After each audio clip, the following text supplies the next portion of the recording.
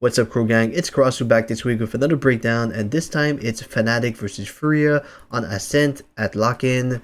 Overall, the series was super close, I feel. Yes, it was 2-0, but I mean, the first map was 18-16, and the second map, I mean, FURIA were on the comeback. It was 8-8 on the defense side, and FNATIC being the champions that they are, they always find a way to win.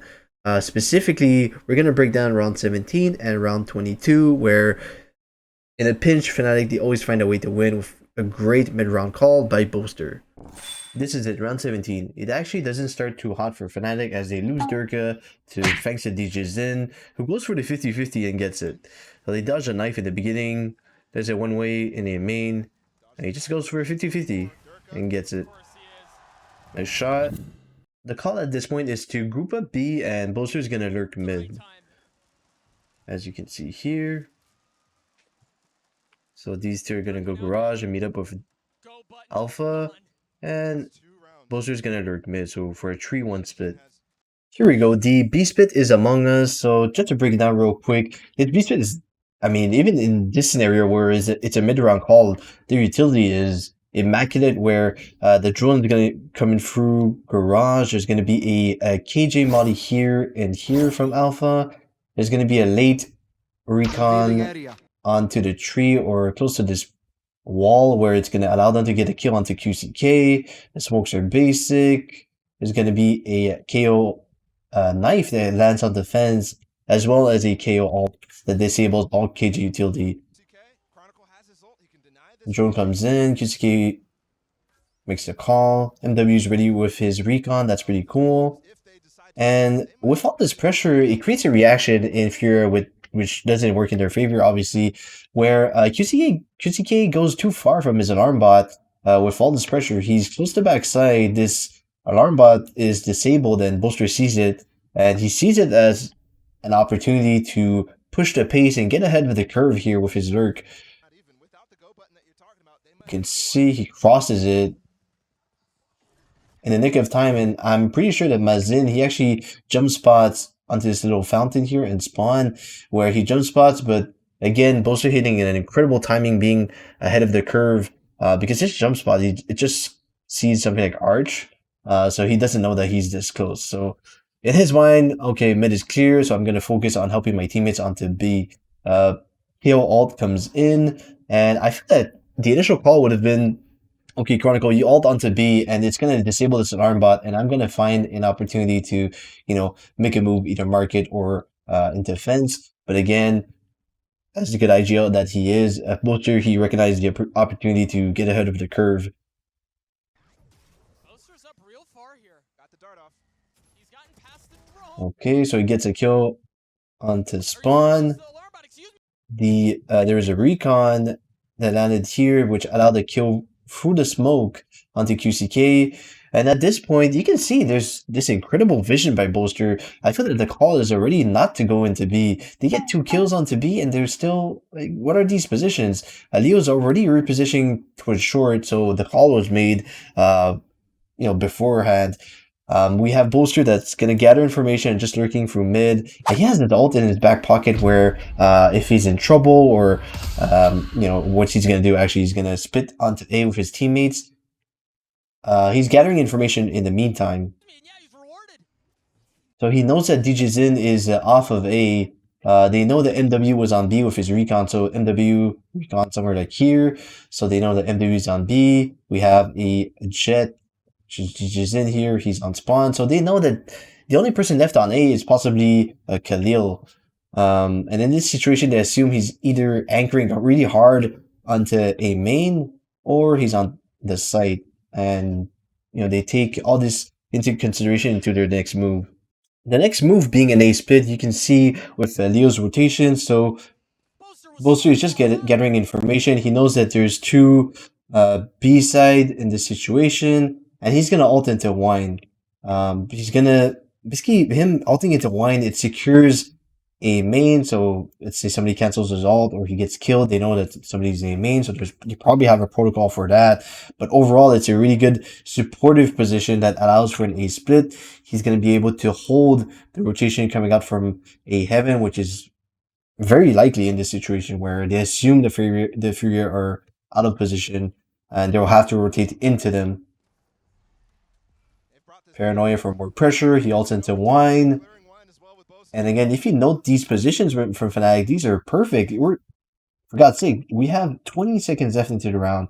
And FNATIC, whether it's early round, mid round, or late round, they always do their due diligence. They have perfect position for a split, and they have enough utility to pull off like a small rush or again a split in this situation. Chronicle still has a molly, Boaster still has a smoke, perfectly timed here.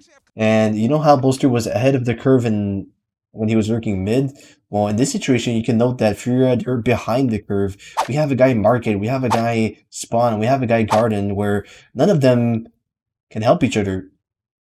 And so with this situation and this impossible puzzle to solve, in the heat of the moment, Khalil, he gets desperate. He goes for a hero play. It doesn't work out. There's a KO Molly that pushes him out. There's a Hail Mary ult from MW, which is another resource they could have maybe kept in this situation, I feel. And again, this is incredible vision by Boaster, getting good value out of his ult and having these incredible mid-round calls. From what we've seen in the round we just witnessed, round 17, one of FNATIC's greatest strengths is being so aware about their opponent's position in any situation. The information and then the filtering of that information fuels these great mid-round calls. We have another example of it here in round 22 where FNATIC they sealed the deal. FURIA are backs against the wall, their star player has the lone rifle in this situation, so they try to set him up for success. So they go for some early aggression with a recon from MW, dash from Mazin, and a smoke dash from DJZin. Okay, so there you have it, smoke dash with a flash. And there's a recon from MW, something like this. And all they get really is information. So they, not much to be honest. They know that there's a turret here, and Alpha's not too far by. On FNATIC's end, well, they know that, okay, the only agent that can get this close in such a short amount of time is Jet. So they know also that he didn't just smoke dash. There's probably resources input into this position. So instead, they're, you know what, look, we've lost mid. And we're going to go towards an extremity, which, again, they're in good positions to do so. Alpha, all he does in this round is, well, there's this turret here that scouts for information from Tiles and Garage.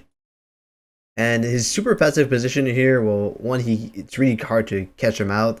And also, it makes his rotation faster towards A. So he's going to watch the top mid a bit. And then, well, he's going to go A main and watch the push from A heaven. While the rest of his team is already ready to pounce onto A with an A exec. Here comes the FNATIC rush onto A with always good utility. They have the knife to clear wine, they have a recon to clear back sight, and there's a drone coming in as well to help Durka. With a paranoia, I would assume something like generator. In this situation, I'll give a lot of credit to Mazin actually just being disruptive towards FNATIC's rush. From Garden, he's gonna throw a knife into this corner. And it's going to catch 3 players, so it's going to cancel out the drone. Chronicle can't throw any of his utility. There's no paranoia onto generator as well.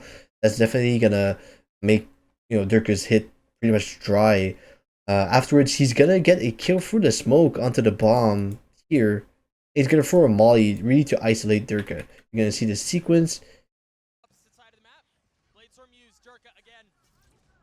Pretty well played by Mazin. Gets a kill for bomb down. You see there's a molly A main that separates Durka even more, and he's without flashes. He has to win this fight onto the Omen player, which is Khalil, and he actually doesn't. In this state, it's a bit surprising, but FURIA, they actually lose the round. It's 5v3, bomb down, and once again, for FNATIC, Boaster drags them across the finish line. So he troopers onto the site, he paranoias generator, he grabs a bomb, he gets a kill. He's also helped by the ult from Leo from the back lines. And this is where it goes wrong for FURIA. So Boaster, he gets a kill onto QCK. Now, that doesn't seem like much, but that tells Boaster a lot actually. So he knows that both anchors in Furia's defensive setup is QCK is an anchor and Khalil is the other anchor. And obviously they can switch which side they anchor depending on what setup they want to go for. But in this situation, it's pretty obvious that Khalil was the A anchor in the beginning of the round. He got a kill from Generator, and also another tell is, well, there's no turret, there's no alarm bot, there's no molly anywhere. So most likely QCK came here from the B site. So most likely the B site is open, or at maximum there's maybe one person.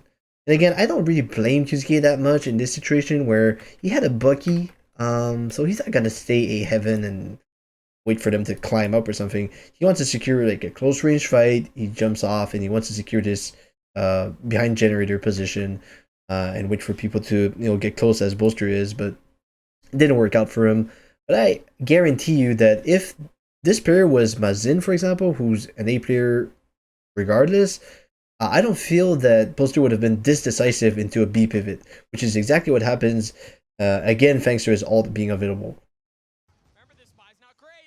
Again, this kill onto QCK being the key to this mid-round call, it's definitely an on-the-fly kind of thing, because unlike the other round where I feel there was a bit more planification around it, this round it even surprises his teammates, I feel, because Boaster is going to TP, I mean, he's going to ult onto B, and both of his teammates aren't even sure at this stage what's the plan. I feel that they think that, oh, okay, he's going to plan Generator, and we play Post, we have 2A main, we play a normal pulse pan 3v4, but instead Boaster, again, he prefers out macroing his opponent, so he's going to ult onto B, and he's going to tell Alpha, look, you're going to go late into the smoke here, and Leo, you come join me as fast as you can.